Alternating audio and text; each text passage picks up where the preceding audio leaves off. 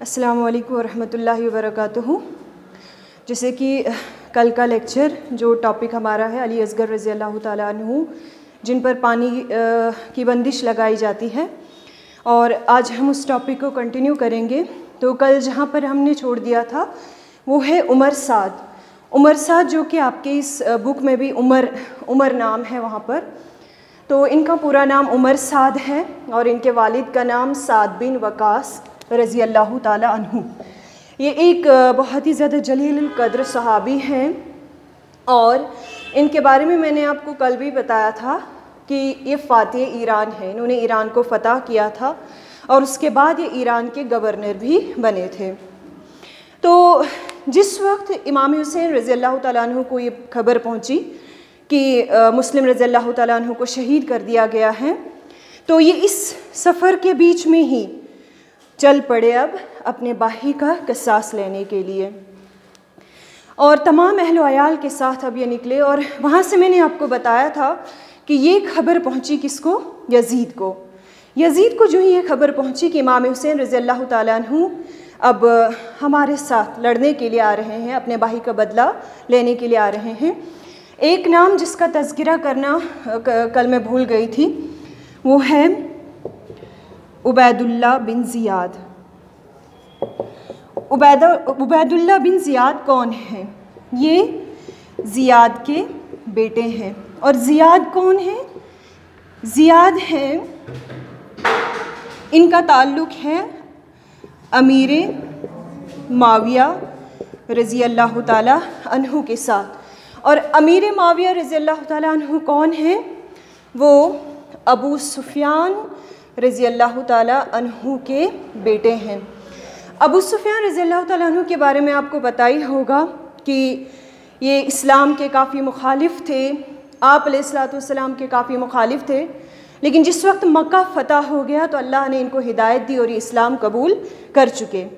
تو انہی کے بیٹے ہیں معاویہ رضی اللہ تعالیٰ عنہ، جو جلیل القدر صحابی ہیں، اور ان کا جو دور حکومت رہا ہے کافی پرسکون رہا ہے۔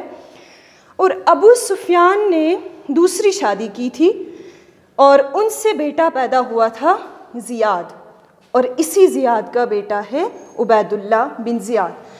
تو ابن زیاد کے بارے میں تاریخ یہ بات گواہ ہے کہ تاریخ یہ بات واضح کرتی ہے کہ عبید اللہ بن زیاد کافی سفاک آدمی تھے، مطلب یہ ہمیشہ ڈنڈا چلانے والے آدمی تھے۔ تو عبید اللہ بن زیاد کو ہی یزید نے مطلب وہاں کا ہیڈ بنایا ہوا تھا۔ اسی عبید اللہ بن زیاد نے عمر کو فوج کا لیڈر بنایا، اور عمر کی ہی لیڈرشپ میں امام حسین رضی اللہ تعالیٰ عنہ کے مخالف فوج بھیجی گئی۔ چونکہ عمر سعد بن وقاص رضی اللہ تعالیٰ عنہ کے بیٹے ہیں، اور سعد بن وقاص رضی اللہ تعالیٰ عنہ ایک جلیل القدر صحابی ہیں، اور باپ کی صفات عمر سعد میں موجود تھی۔ اگرچہ عمر سعد یزید کا لشکر کا ہیڈ تھا، یزید کی فوج میں سے تھا، یزید کا ہی سپورٹر تھا، لیکن اس کے باوجود بھی اس کے اندر امام حسین رضی اللہ تعالیٰ عنہ کی عزت کا پاس و لحاظ تھا۔ اور جو ہی عمر سعد کی فوج کہاں پر پہنچی؟ کربلا کے اندر، اور یہاں سے امام حسین رضی اللہ تعالیٰ عنہ اپنے اہل و عیال کے ساتھ میدان کربلا میں پہنچے، اور میدان کربلا میں پہنچ کر انہوں نے کیا دیکھا کہ عمر سعد کے ساتھ جنہوں نے جوائن کیا تھا وہ کوفہ والے بھی تھے، اور انہوں نے پہچانا کہ ان کوفہ والوں میں سے وہ لوگ بھی ہیں جو خطوط بھیجتے تھے، جنہوں نے خطوط بھیجے تھے امام حسین رضی اللہ تعالیٰ عنہ کو۔ تو امام حسین رضی اللہ تعالیٰ عنہ نے ان سے سوال کیا، کہا کہ اے فلاں بن فلاں، کیا تم نے مجھے پیغام نہیں بھیجا تھا کوفہ آنے کے لیے؟ اے فلاں بن فلاں، کیا آپ نے مجھے خط نہیں بھیجا تھا کوفہ آنے کے لیے؟ لیکن وہ چونکہ پیچھے ہٹ چکے تھے، خاموش ہو گئے۔ یہاں میں آپ کو تھوڑا سا آپ کو بتاؤں گی بچوں کو کہ آپ اکثر سنتے ہو مجھے کوفہ والوں مسافر نہ سمجھو، میں آیا نہیں ہوں بلایا گیا ہوں۔ تو اکثر بچوں کی غلطی ہے کہ وہ اسے نعت کہتے ہیں، لیکن نعت صرف نبی رحمت صلی اللہ علیہ وسلم کی تعریف ہے۔ تو امام حسین رضی اللہ تعالیٰ عنہ کہتے ہیں ان سے، کوفہ والوں سے، کیا کوفہ والوں، کیا میں خود یہاں پر آیا ہوں، کیا آپ نے مجھے نہیں بلایا تھا؟ تو خیر عمر سعد آپ حسین رضی اللہ تعالیٰ عنہ سے کہتے ہیں کہ آپ ایک کام کیجئے، آپ نہ مکہ جائیے نہ مدینہ جائیے، آپ چلے جائیے کن کے پاس؟ یزید کے پاس، اور یزید سے اپنا معاملہ آپ درست کیجئے۔ یہ بات پہنچتی ہے کس تک؟ عبید اللہ بن زیاد تک۔ عبید اللہ بن زیاد کو جو ہی خبر پہنچتی ہے اس بات کی کہ عمر سعد لڑ نہیں رہے ہیں امام حسین رضی اللہ تعالیٰ عنہ کے ساتھ، بلکہ ان کے ساتھ نرمی برت رہے ہیں، تو فوراً عبید اللہ بن زیاد نے خط لکھا عمر سعد کو، کہا کہ اے عمر، میں نے آپ کو اس لیے نہیں بھیجا تھا کہ آپ ان کے ساتھ نرمی کرو، بلکہ میں نے آپ کو بھیجا تھا لڑنے کے لیے۔ خیر اس کے بعد ڈیسائیڈ ہوتا ہے کہ امام حسین رضی اللہ تعالیٰ عنہ کے ساتھ لڑنے کے لیے، ان کے عیال کے ساتھ لڑنے کے لیے کس کو بھیجا جائے؟ وہ ہیں شمر ذی الجوشن، جو آپ پڑھیں گے بھی اکثر کہ کچھ تاریخ اس کو شمر لعین بھی لکھتی ہیں، لعین کا مطلب ہوتا ہے لعنت، ٹھیک؟ تو شمر ذی الجوشن نے یہ فیصلہ کر لیا، حتمی فیصلہ کر لیا کہ امام حسین رضی اللہ تعالیٰ عنہ اور ان کے لشکر کو ان کو قتل کر دیا جائے، جو اس سے یہ ہے شمر ذی الجوشن۔ اس کے بعد 1 محرم سے لے کر برابر 10 محرم تک یہ مطلب کربلا پہنچتے ہیں، اس کے بعد آپس میں بات چیت ہوتی ہے، تو آخر کار کیا ہوتا ہے کہ 9 محرم، جو محرم اسلامی کیلنڈر کے اکارڈنگلی 1st منتھ ہے، 9 محرم کو امام حسین علیہ السلام کہ جو جتنا بھی عیال تھا عورتوں کو چھوڑ کر ایک ایک کر کے میدان جنگ میں آ جاتے ہیں اور بہت ہی بہادری کے ساتھ لڑتے ہیں، جیسے کہ قرآن پاک اس کے بارے میں کہتا بھی ہے کہ یقاتلون فی سبیل اللہ ویقتلون، وہ اللہ کی راہ میں لڑتے بھی ہیں، وہ اللہ کی راہ میں قتل بھی کرتے ہیں اور قتل بھی ہو جاتے ہیں۔ تو 9 محرم اور 10 محرم کو یہ جنگ ہو جاتی ہے، اور آخر 10 محرم کا دن آ جاتا ہے جب امام حسین رضی اللہ تعالیٰ عنہ بھی شہید ہو جاتے ہیں۔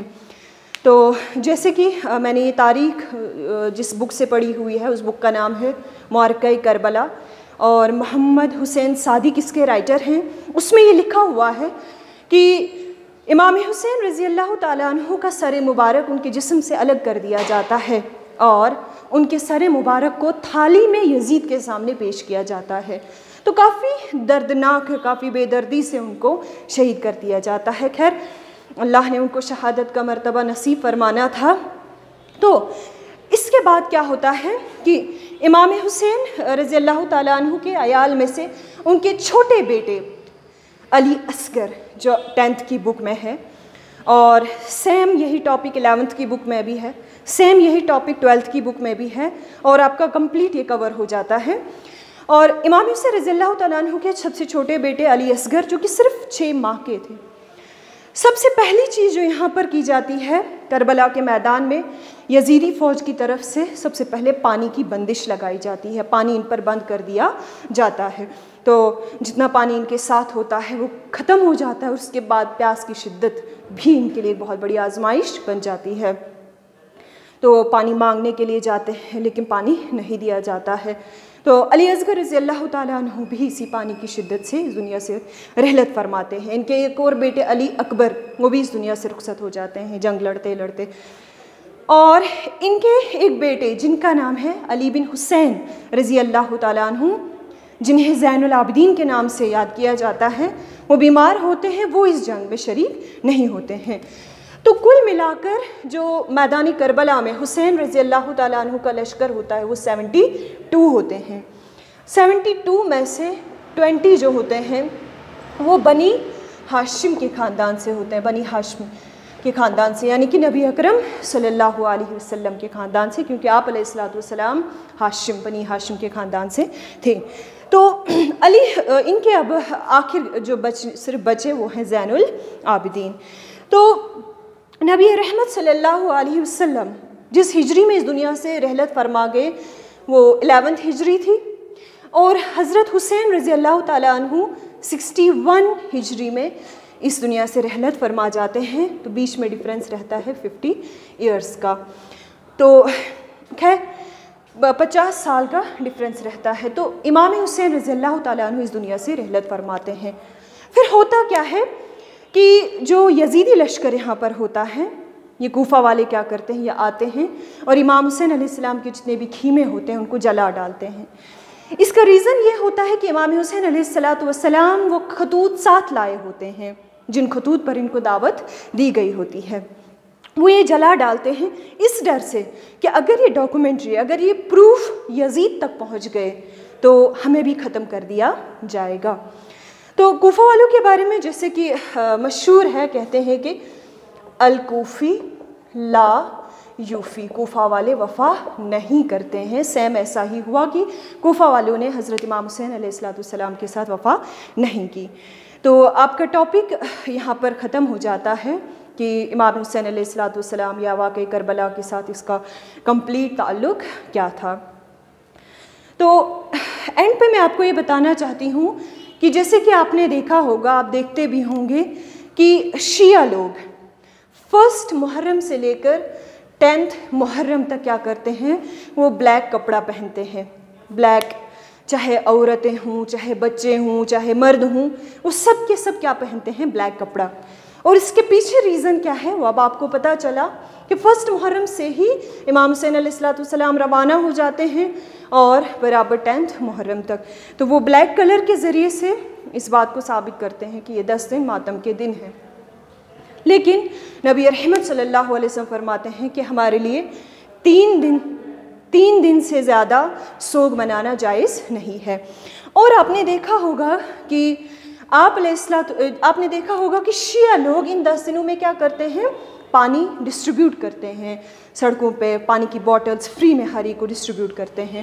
تو ان کا بلیف ہے کہ وہ اس بات کو تازہ یا اس یاد کو تازہ کرتے ہیں کہ ان پر پانی کی بندشیں لگائی گئی تھی، اس لیے ہمیں بھی چاہیے کہ ہم ان دنوں میں زیادہ سے زیادہ فوڈ ڈسٹریبیوٹ کریں، پانی ڈسٹریبیوٹ کریں.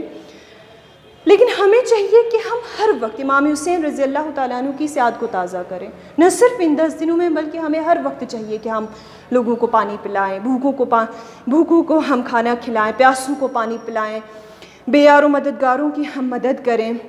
تو ہر حال میں ہمیں آپ علیہ السلام کی سنتوں کو زندہ رکھنا چاہیے. تو آخر پر میں اپنے اسٹوڈنٹس سے یہ ریکویسٹ کرتی ہوں، ایک نصیحت کرتی ہوں کہ ہمیں چاہیے کہ ہم ہر وقت اپنی اسلامی تاریخ کے ساتھ جڑے رہیں. بینگ مسلم سے نہ صرف اسٹوڈنٹس کو بلکہ ہر ایک ویور سے میری ایک گزارش ہے کہ ہمیں پتہ ہونا چاہیے کہ میں کون ہوں، میری تاریخ کیا ہے. تو آپ زیادہ سے زیادہ قرآن پاک کے ساتھ جڑے رہیں، حدیثوں کے ساتھ جڑے رہیں، انشاءاللہ تعالی ہماری زندگی آسان بن جائے گی. تو اللہ سے دعا ہے کہ وہ ہمیں اس پر عمل کرنے کی توفیق عطا فرمائے. وآخر دعوانا ان الحمدللہ رب العالمین.